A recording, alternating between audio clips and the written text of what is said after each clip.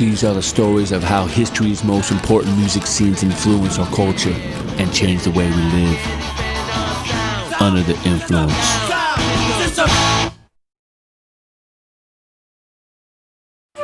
Back in 1655, the sun never set on the British Empire. That year, the British Navy kicked the Spanish out of Jamaica and claimed a large Caribbean island in the name of the mother country. England's colonies from Asia to Africa and throughout the Western Hemisphere helped make it one of the wealthiest, most influential empires the world has ever seen. The 19th century saw England's Industrial Revolution blossom. The rich got richer, and the way the working class works changed forever. For it is the empire, which includes 1/4 of all the land and of all the peoples of the world, that gives to Britain its position as a first-class power. Then came the wars.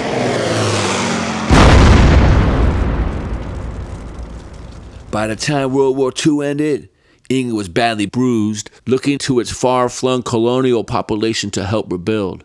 By the time of the 1970s, the influx of immigrants with brown skin led to unprecedented racial tension, with economic downturn and energy crisis putting the country in a state of emergency. The government had put a cap on wages while inflation spiked out of control. Workers went on strike. Power outages were the routine. Battle lines were being drawn along race and class like never before. Post-Empire Great Britain was locked in a struggle to define itself. I mean, it was kicking off here, man. You know, we had riots in the late 70s, talking massive unemployment, 3-day weeks, rise of the National Front. The popular music of the time was like a million miles removed from the feeling on the street. The cultural climate was pretty dread. Me and the brothers, we had a soundtrack to ease our pain. We had reggae, but my white mates weren't so lucky. So my white mates set about creating a soundtrack that was relevant to their situation, sort of the people, for the people, by the people.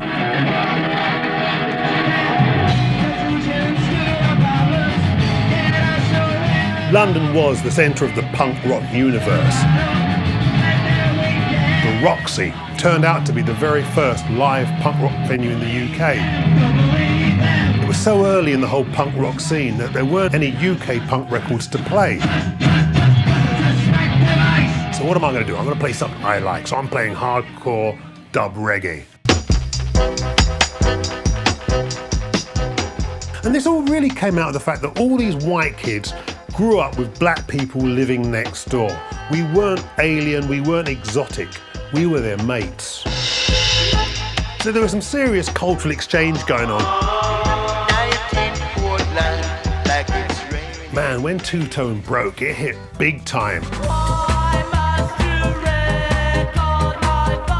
It had that magic combination of danceable music with style and attitude.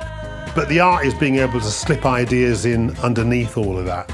I mean, you know, they're singing about unemployment, they're singing about racism, they're singing about teenage pregnancy. The bands are actually multiracial, and they signposted the way that UK culture was heading. That it was the people that got behind multiculturalism that would make England great again. And out of that came this whole two-tone movement. The Specials, they were the most politicised of all the bands. Ghost Town perfectly captured the atmosphere of the time and the mood of the country. I mean, that's why it went to #1. This town is coming like a ghost town. If England was a 45 RPM record, Coventry would be the hole in the middle. It was an industrial city. Coventry was the Detroit of England. A lot of car factories, a lot of industry, a large immigrant population. My roots are in Jamaica. My parents come from Jamaica. My father moved to Coventry because of work, to rebuild England after the last World War, you know? Just before I left Jamaica, the big song was like sort of ska, ska, ska. And this dance like that, Jamaica, ska. Pick it up, you know, it's old, and as a little kid, you know? I got the music bug, you know? And it was through ska. Obviously, two-tone, black and white. It's a melting pot. You got the reggae ska side, you got the punk side, which was more aggressive, and you pull all those people together. It was a perfect marriage.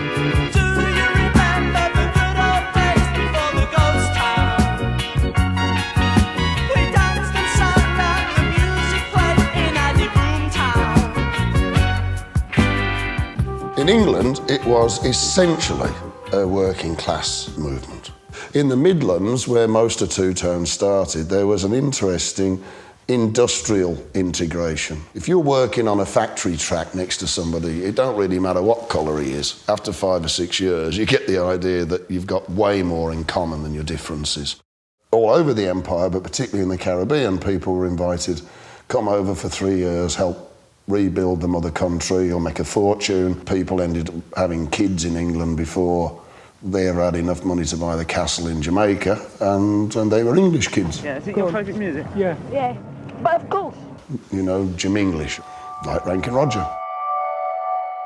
We were living in times where there was high unemployment, there was a lot of racism, and out came all these different bands who were trying to merge different types of music together, and the Beat happened to be one of them.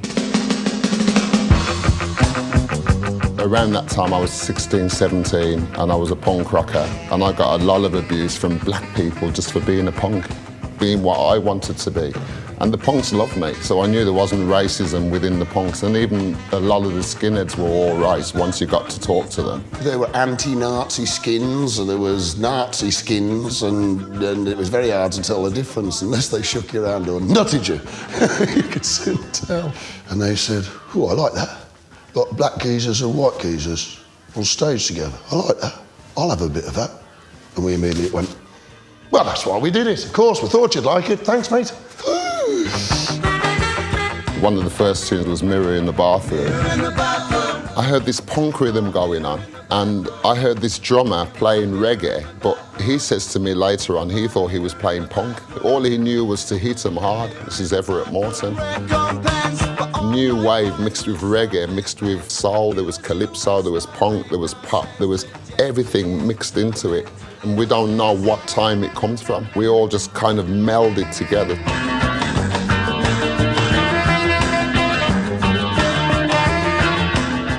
There were not that many mixed-race women that you would find either in the media, on television, on radio. People were very surprised, I think, to find black people and white people being in the same band and making music together, and that was the whole point. At the end of Britain's industrial age, Orgreave was a confrontation from the Middle Ages. Margaret Thatcher had just come to power, so we had a Conservative government in power. There was a lot of youth unemployment around. There were also laws on the streets called anti-sus laws, which meant that if you were black and you were young, you could be picked up and interrogated for no real reason at all other than you just happened to be hanging around. The Specials and Gangsters went top 10, and then they brought, I think it was Madness out next, and that went top 10. Then the Selector, that went top 10. And that's when we came along and opened up for the Selector. We were the 4th release on Two-Tone. That went top 10. Within 9 months of the band forming, we were already on top of the pops. By the time we got to New York, it was as though we'd set up this mobile sociology class that just had music in the back to listen to while you discussed race relations. In order to be anything in the late 70s, early 80s, you had to actually be saying something. We came out with a song called Stand Down Margaret, which all the women at Green and Common at the time, I mean, I remember hearing them on the news singing Stand Down Margaret, which was our song, and the miners who were on strike. That was ground roots, working class music. I thought we'd bring out Stand Down Margaret and it would cause such an uproar. She'd go, you know, you're right. You've called me on it. Sorry, I'm out. No. Ended up being the longest serving Prime Minister in British history, and all my fault. The spotlight was intense. Specials keyboardist and Two-Tone founder Jerry Dammers, the mastermind of the whole movement, began to doubt the whole thing. In New York, when a limo showed up to take the Specials to their Saturday Night Live performance, Dammers refused, arriving at Rockefeller Center in an equipment van, not a limo. A sign of things to come. Within a few short years, most Two-Tone bands had broke up or moved on. But Two-Tone as an idea survived. The message, the music, and the style were here to stay. Two-tone is, in my estimation, a subculture, but it's like an umbrella for a whole load of subcultures. They all have their own individual styles of dress. But one thing I think you can say about all two-tone style is it is rooted in working class youth. Skinheads wear cut-off Levi's. How many holes you have in your boots is absolutely paramount. What colour your laces are, all of those kind of thing. And certainly the whole mod style was always you wore your best stuff because you wanted to look good at the weekend. You don't want to look like a hippie.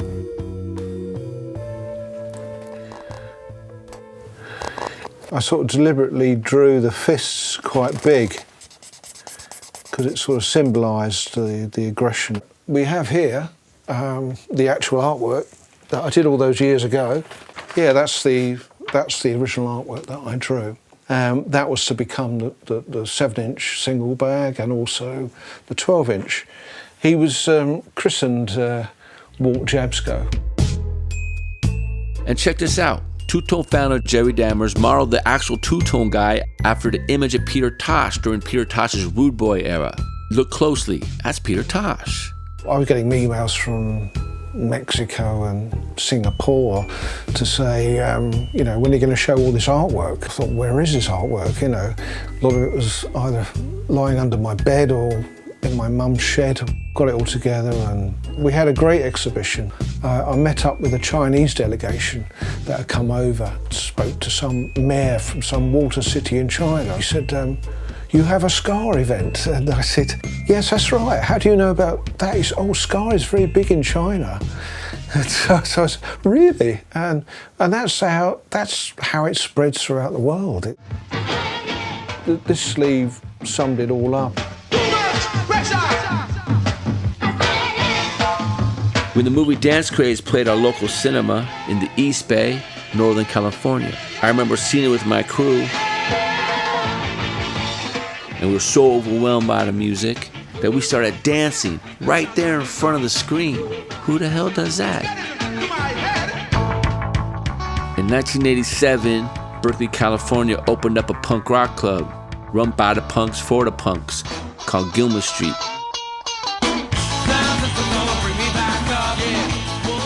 Man, it all started to happen quickly. Operation Ivy formed right after the club opened up, and we started to play our version of punk rock and ska. There are other American ska bands going on at the same time as Operation Ivy. Not a lot, but they're out there. Fishbone on the West Coast, Toasters and the Boss Tones on the East Coast. We didn't know it at the time, but we'd become known as members of the third wave of ska.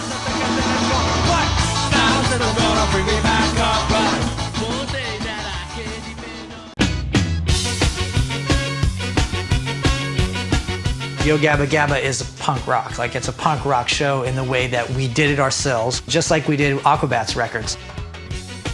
Growing up in the 80s in Southern California, I never got a pure ska experience. The mutant bands that played ska here, it was more punk. So Operation Ivy was really on an island of their own. 86, 87, there was no one else doing that. It was kind of like a Here Today, Gone Tomorrow, and all those bands that came in to start the third wave of ska were directly affected by Operation Ivy. Bands like No Doubt and Sublime, Less Than Jake, Real Big Fish, Skink and Pickle, Hepcat, and then you have the Aquabats. We used to say all the time that the Aquabats was the Specials meets Devo, so. You had a lot of bands in Southern California, you know, heavy Latino, Vietnamese, and Chinese, like this big melting pot, whereas punk seemed like it was a white kid thing. And then rap became, you know, that black kids thing. Ska, it really said whoever, just come on in.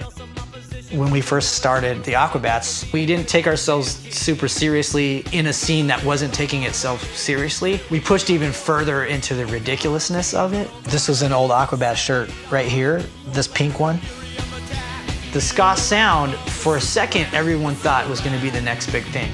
And No Doubt broke. And so all the record companies went out and started picking up all the bands that were playing ska. Because Orange County ska was like, okay, this is it. And you even had bands that were totally punk, and they just switched to ska. And they wore like suspenders and suits and stuff just to get signed. When it really came down to it, the mainstream is not going to accept ska. It was never going to happen. Hello, everybody. I think it's time for the Super Music Friend Show. I wanted to shift gears a little bit, and I was watching TV with my daughter. Some of these shows that are like, what? Why does kids' TV have to be so lame? And that's where Yo Gabba Gabba was born. We won an Emmy for Best Stunts in a kids' show. And then that's next to the BAFTA here. So I started playing music for my kids, and the stuff that they really liked was ska. Kids were bouncing around to it. Those upbeats means it's okay, have fun. And we've been able to put a lot of ska on Yo Gabba. We had the Agra lights on, we've had Hepcat on, the Aquabats, of course. And, you know, a couple of the characters on Gabba were Aquabats monsters that we'd fight on stage. This is where we keep the battle tram. This is the Aquabats battle vehicle. Dun dun dun! This is a monster we built for Aquabats. My son designed this monster. This is about as ska as it gets right here. Pick it up, pick it up.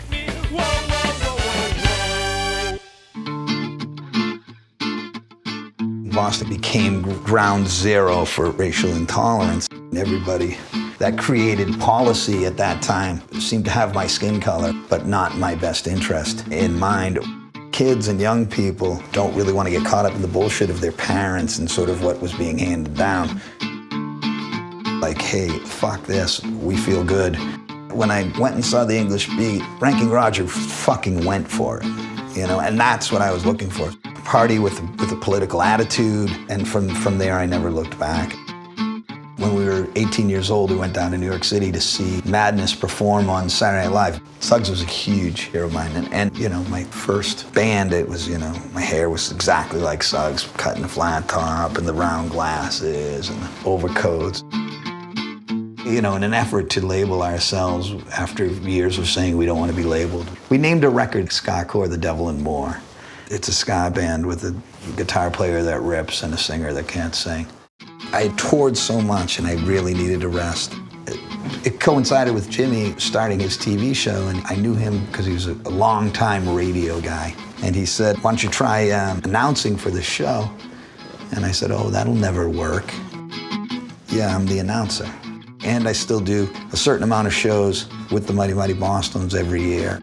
And I credit and I thank every day, you know, the music that I got into, the music that I fell in love with, and the records that changed my life and said, hey, you know, we're here for you.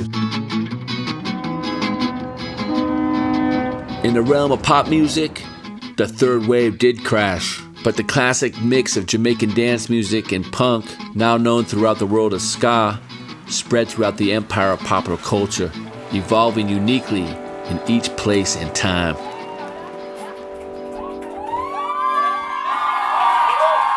Vi rassiga.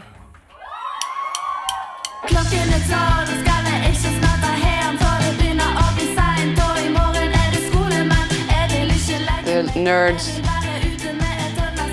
the freaks, and the weirdos. When we were 15, yeah, we decided to start a band.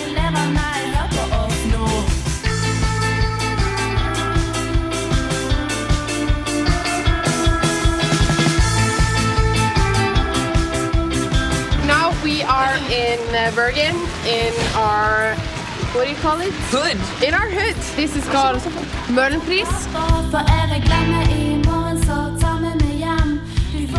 I think when we discovered two-tone, that culture represented like toughness that I think we really related to. Everyone is acting or being like really tough, but they're dressed really nice. But in Bergen, if you're in a punk band, you look so dirty and fucking disgusting. Everything about the culture is really appealing to us. The clothes, the music, the good vibes.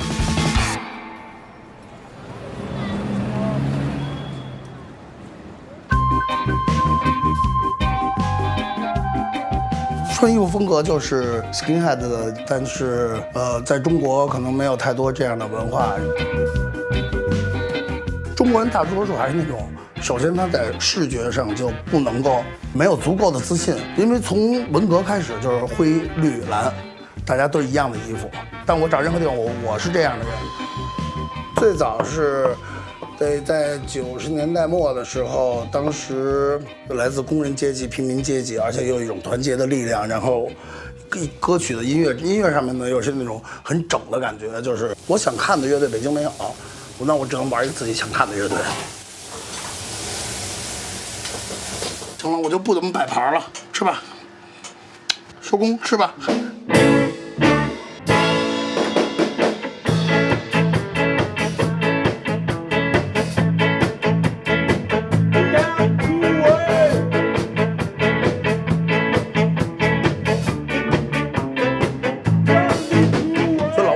就是真的是好多乐队是从这儿演出走起来的，包括我们，包括很多后来的乐队。这里面后天那个乐队的主唱呢，他是跟我年纪差不多，然后也一直是 skinhead 的，不受任何人干扰，就是 working class， 然后排练，这是从应该 skinhead 的文化根源，从那些工人阶级，从应该是60年代1969年1969左右大概兴起，直到现在，所以就是也很绅士，也很工人，是这样的。这才是一个真正的正能量的所谓的和谐。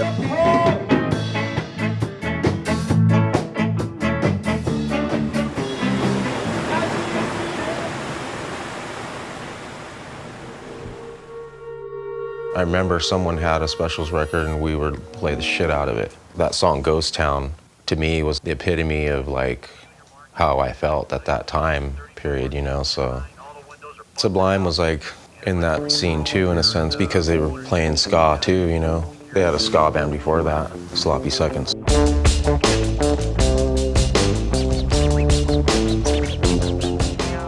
I grew up in Long Beach. Our whole gang was made up of punker kids, you know, black, white, Thai, Cambodian, you know, you name it. I was 18. My mind was open and, you know, I was just kind of trying to create some imagery that I thought would tell a story. So that was like the first image, like the beginning of the sun. And I think Brad walked in when I was like finishing it up and he was like, oh, that's cool. What are you gonna do with that? I think he threw me $20. People still call me to this day from New York, Canada, Japan, all over. They're like, hey, I'm gonna be in Cali, I wanna get a Sublime son. I didn't think that I'd still be tattooing it. I used to think these people don't deserve it, but I thought about it a lot and I was like, it means more, you know, to them than I know. I have to give it, you know? It's weird, like Brad's like this martyr, you know, like he died for this drug addiction thing, you know, and a lot of people can relate with that. They were recording the self-titled album. I think that was like close to the last time I saw him. When I was done taking the picture and I was like happy, that's the glorious moment of tattooing. You can't just give your all and not be affected by it, you know?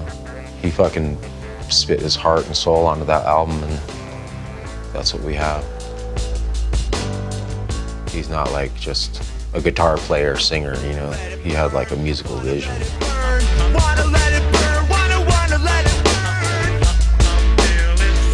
How's that saying go? If we don't know our history, we are doomed to repeat it. The lessons of two-tone are as relevant today as ever. Anytime we, the people, see something we don't like in the world,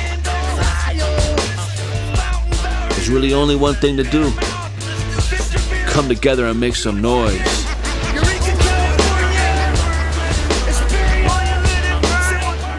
You bring in your own influences to it. I was influenced by Alp Ivy, Rancid, and the Specials, and a bunch of other bands.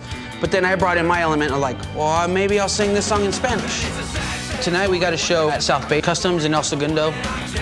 At a typical show, you have punks, skins, rude boys, rude girls, surfer types, and skaters, and it's all a big melting pot of every style, even some cholos too. And South Bay is about 30 minutes south of Los Angeles, next to South Central, but by the beach area. It's a little rough. It's kind of sketchy, but that's where you grew up, you know? Our first shows were like opening up for DJs and backyard keg parties to cholos. The backyard scene is equivalent to the East Coast basement shows. You get some bands, the clubs won't book you, so you kind of just throw your own party and hopefully people show up to see your band. That's all you're trying to do. Trying to get people to see your band in a backyard. That's how it starts for a lot of the bands. And that in itself has created its own community and scene where there's no rules. It'll be like a punk band, a straight like two-tones band, ska core band, ska punk, a psychobilly band. So you get all that in one night. Hey, it's a fucking honor. Shout out to Voodoo Glow Skulls. You guys are the fucking reason why we do this shit. Tonight we got a show with the Voodoo Glow Skulls, which are the first Latino ska punk or whatever. I mean, they were like 88, and I saw them climb. They were on the radio, and these dudes are from like the hood. They're from Riverside. Like, that can happen. They're definitely the beginning of that era for a lot of us. It's a natural connection between the ska and like the Latin American side because there's horns. It's danceable music. Latin people love the dance. And they're very working class, and it's about the original kind of way. It's just their own take and flavor, and it's all regionally from where they are. There's a huge scene in Mexico, big bands in their own right that just have a completely different take on two-tone. Maldita Vecindad. The shows are amazing. 8,000 plus people there just dancing.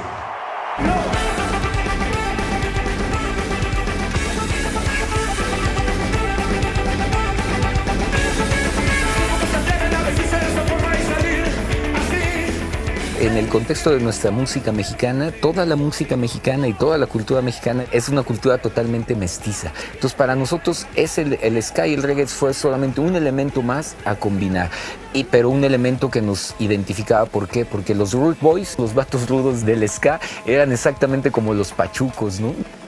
Pachuquismo y two-tone nos dan como resultado a la mera maldita vecindad. El primer disco de los Specials y la primera rola de A Message to You, Rudy, me acuerdo de escucharla y dije, wow, esto suena como a banda de pueblo de Oaxaca con ska, con la actitud punk, la misma esencia del barrio, de la fiesta del barrio. De esta realidad que aparte pues es la del barrio, ¿no? La misma identidad también que tenían los Rude Boys en Jamaica, o toda la banda también de la Working Class en Gran Bretaña, en Londres, en Inglaterra, ¿no? Agarramos este género y lo combinamos con todas nuestras referencias, ¿no? El mambo, la cumbia y de hecho el set afrolatino. Vamos a hablar de todo lo que nos duele, de todo lo tremendo y duro que es la situación de vivir en México siendo joven, pero lo vamos a hacer con alegría, ¿no? Lo vamos a hacer para bailar, ¿no? Lo vamos a hacer para hacer la catarsis de la alegría, ¿no? Con un elemento festivo. Muchas gracias, maldita vecindad en la casa. Gracias. Latin America, like the Caribbean, has its own colonial legacy and storied history of resistance and revolution. Long referred to as a third world, countries like Chile are no strangers to social upheaval, dictatorship, and outside influence of global superpowers. You see, these days, the empire has a different name, but the struggle is the same. This new generation was not born during dictatorship. They're not afraid, so they are very radical in their vision. Take a great artist like Anna Tishu, she's telling her own people's story in her own language.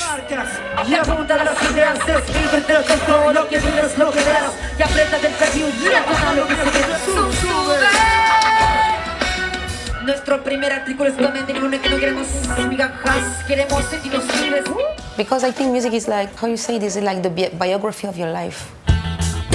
My parents are always been involved in politics. My mother used to be in a punk band when I was young. I think my mother used to be protesting when I was in the bell, you say? I think that was already in my DNA at home. We had a dictatorship for 70 years. And in the 80s, Los Prisioneros arrived with another perspective with music. Dispuesta a venderse por algunos USA dólares.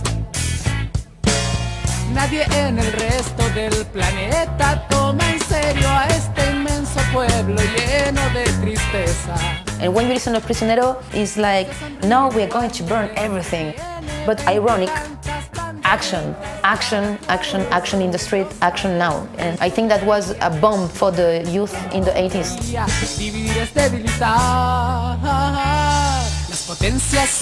I love when I see an artist that is honest and not trying to be kind or nice. I love the specials.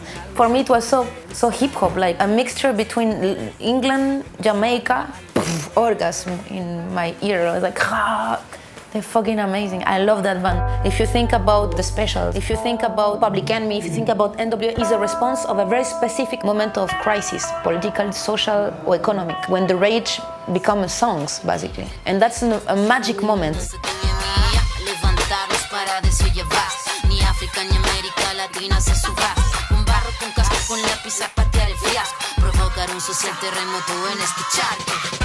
When I talk about colonization, it's not only about dictatorship from North America to Latin America. I'm talking about also colonization in Africa.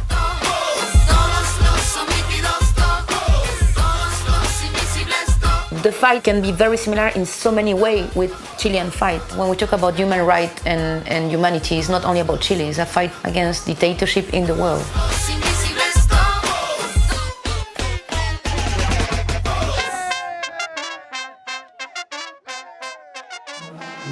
As artists, we got that mission, always to be very aware to not become a logotype of our own fighting. It's just about to see what happened in your neighborhood, in your community.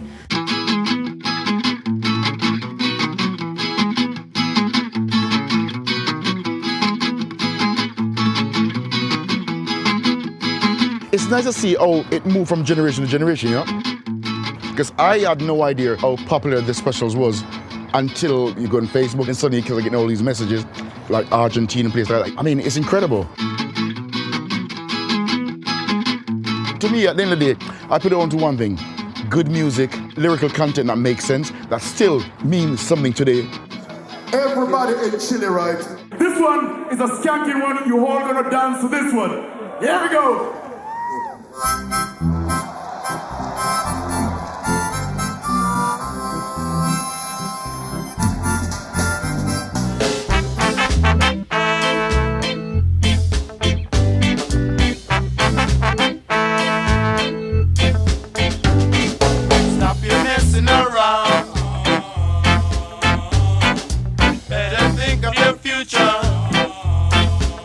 I consider that two-tone is an ongoing conversation with the population of the world, because if they don't wake up to the fact that multiculturalism is the future and the only way you're going to get rid of racism is through miscegenation, black people and white people doing what they should be doing with each other, which is making people who look like me.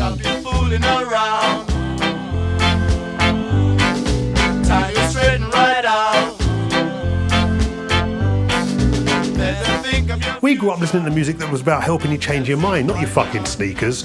You can't spend your life on the dance floor, man. Eventually, your music's going to stop and you're going to have to go out and face reality. Once you say, okay, I don't want to be on MTV, don't want to be on a red carpet, then the world's a really exciting place again. And luckily, I get to travel and see that there are a lot of people that still believe in music as a tool for social change. Music that can help you be all you can be. And two-tone was part of that lineage, that heritage, that tradition. And long may it live. The Specials, Madness, The Selector, The Beat, Body Snatchers, and Bad Manners. British Tone Ska.